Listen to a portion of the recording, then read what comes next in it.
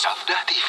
Bolehkah menumpuk kuburan? Menumpuk kuburan pada asalnya tidak boleh, kata para ulama. Kecuali kalau keadaannya sangat dibutuhkan. Seperti mayatnya terlalu banyak atau perkuburannya sempit. Maka yang seperti ini boleh karena ada kebutuhan. Di Madinah itu kuburan baki nggak pernah diperluas. Kenapa coba, Bu? Karena para ulama berijma sepakat. Kalau kuburan sudah hilang tanda-tandanya, boleh digali lagi, boleh dipakai lagi. Karena di Madinah itu, Bu, kuburan tuh nggak diplester, nggak kayak di Indonesia. Kalau di Indonesia kan kuburan tuh di apa? Diplester, di semen.